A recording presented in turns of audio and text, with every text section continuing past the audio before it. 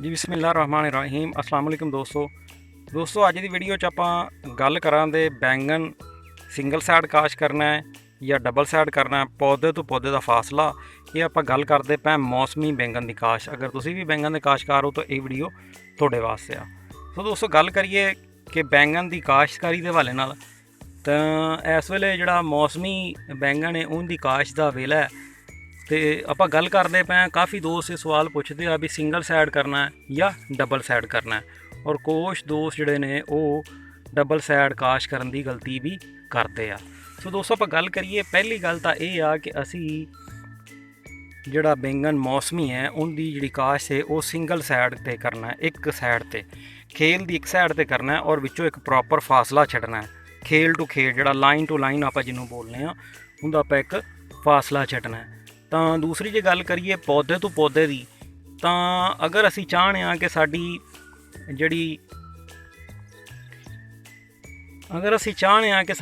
ਜਿਹੜੀ ਸੁੰਡੀ ਹੈ ਉਹ ਕੰਟਰੋਲ ਰਵੇ ਔਰ ਜਿਹੜੀ ਪੈਦਾਵਾਰ ਅੱਛੀ ਮਿਲੇ, ਤਾਂ ਸਾਨੂੰ ਜਿਹੜਾ ਨਾ ਸਿੰਗਲ ਸਾਈਡ ਕਾਸ਼ ਕਰਨੀ ਚਾਹੀਦੀ ਹੈ।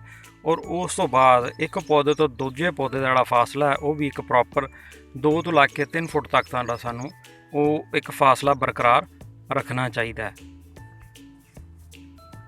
ਅੱਛਾ, ਇਹਦੇ 'ਚ ਆਪਾਂ ਗੱਲ ਕਰੀਏ ਬਈ ਫਾਸਲਾ ਅਸੀਂ ਕਿਉਂ ਰੱਖਣਾ ਹੈ, ਸਿੰਗਲ ਲਾਈਨ ਕਿਉਂ ਲਾਣੀ ਹੈ ਤੇ ਫਾਸਲਾ ਕਿਉਂ ਰੱਖਣਾ ਹੈ। ਦੋਸਤੋ ਜਦੋਂ ਅਸੀਂ ਬਿਲਕੁਲ ਗੁੰਜਾਨ ਕਰਕੇ ਡਬਲ ਸਾਈਡ ਲਾਣੇ ਆ ਤਾਂ ਆਪਸ 'ਚ ਦੋਵੇਂ ਜਿਹੜੀਆਂ ਲਾਈਨਾਂ ਉਹ ਮਿਲ ਜਾਂਦੀਆਂ ਔਰ ਹਵਾ ਦੀ ਕ੍ਰਾਸਿੰਗ ਅੱਛੀ ਨਹੀਂ ਹੁੰਦੀ। ਜਦੋਂ ਕ੍ਰਾਸਿੰਗ ਅੱਛੀ ਨਹੀਂ ਹੋਈਦੀ ਨਾ ਤਾਂ ਜ਼ਿਆਦਾ ਫਰੂਟ ਮਿਲੇਗਾ, ਔਰ ਦੂਸਰੀ ਜਿਹੜੀ ਇਹਦੇ 'ਚ ਮੇਨ ਵਜ੍ਹਾ ਸਾਹਮਣੇ ਆਉਂਦੀ ਹੈ ਉਹ ਇਹ ਆਉਂਦੀ ਹੈ ਕਿ ਉਹ ਜਿਹੜੀ ਸਾਡੀ ਸੁੰਡੀ ਹੈ, ਫਲ ਦੀ ਸੁੰਡੀ, ਬ੍ਰਿੰਜਲ ਬੋਰਰ ਜਿਹੜਾ ਨਾ ਉਹ ਕੰਟਰੋਲ ਨਹੀਂ ਹੁੰਦਾ, ਕਿਉਂਕਿ ਪ੍ਰੋਪਰ ਹਵਾ ਕ੍ਰਾਸਿੰਗ ਨਹੀਂ ਹੁੰਦੀ, ਉਹਨਾਂ 'ਚ ਪੌਦੇ ਤੋਂ ਪੌਦੇ ਦਾ ਫਾਸਲਾ ਨਹੀਂ ਇੱਕ ਅੱਛੇ ਤਰੀਕੇ ਨਾਲ ਹੁੰਦਾ, ਤਾਂ ਉਹ ਸਾਨੂੰ ਜਿਹੜੀ ਹੈ ਨਾ ਸੁੰਡੀ ਕੰਟਰੋਲ ਕਰਨ ਦੇ ਵਿੱਚ ਵੀ ਦਿੱਕਤ ਆਉਂਦੀ ਹੈ। ਸੋ ਅਗਰ ਤੁਸੀਂ ਬੈਂਗਨ ਕਾਸ਼ ਕਰਨਾ ਤਾਂ ਸਭ ਤੋਂ ਪਹਿਲੇ ਕੋਸ਼ਿਸ਼ ਕਰੋ ਇੱਕ ਲਾਈਨ ਤੋਂ ਦੂਜੀ ਲਾਈਨ ਦਾ ਜਿਹੜਾ ਨਾ ਅੱਛਾ ਫਾਸਲਾ ਹੋਵੇ।